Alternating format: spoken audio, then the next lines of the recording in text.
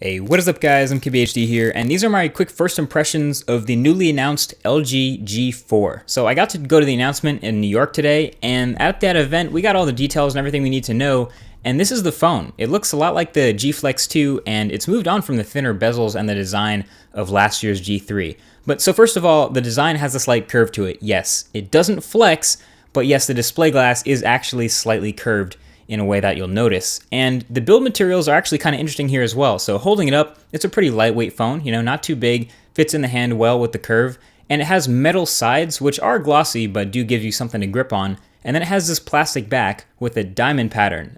Not the best feeling material in the world, but there are some other options. So there's a ceramic backed version, which is white and glossy, and actually felt a bit heavier to me at the event. And then there is the leather backed versions that we see everywhere already. Different colors of leather get you different textures. I tried to get a look at basically all of them at the New York event, but I think the one I like the best is just the black leather. Pretty plain, but it has a pretty smooth finish too. The only weird part is, of course, that seam right up the middle, the stitched seam. It doesn't serve any functional purpose at all. It's just a hand-stitched looking seam right down the middle of the phone. Got to decide if you like that or not. Not sure if these leather-backed versions might cost extra, but I say that because if you took a look at the little notch on the side of the phone, this is one of those traits that makes this G4 a bit of a rare breed. It does still have a removable back, a removable 3000 milliamp hour battery, and expandable storage via a micro SD card slot. So this is becoming less and less common, and it might just be one of the last major flagships to have both of those things. Either way, with this battery you get wireless charging but no quick charging, so it will be easier to just pick up an extra battery and swap them.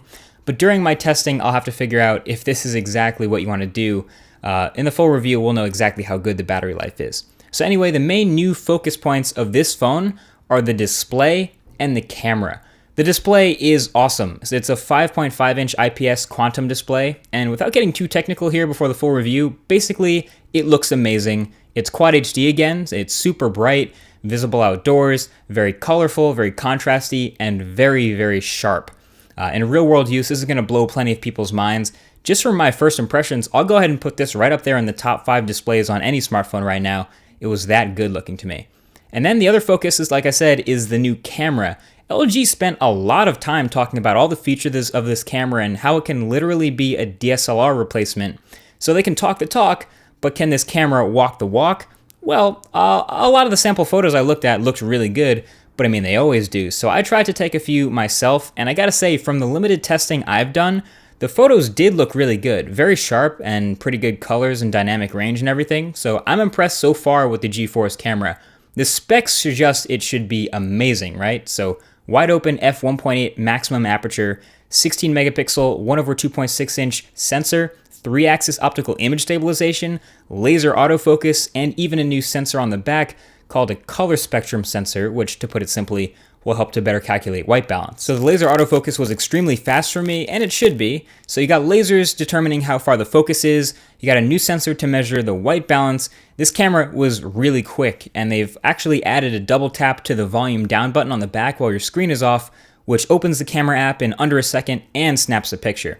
So now all this speed and everything is coming from, these top-notch specs, a Snapdragon 808, not the 810, 3 gigabytes of RAM, and everything else on paper is loaded up as you would expect, so it should handle all these pixels better than the G3 did and perform really well. It's actually running Android 5.1 with LG's UX 4.0 on top, and you know what? I'm pretty excited to get to testing this phone. It's got a couple of new features I like. Go ahead and let me know what you want to see tested for the full review down in the comments section right below that like button, and I will get to testing. I already know I want to see the battery life.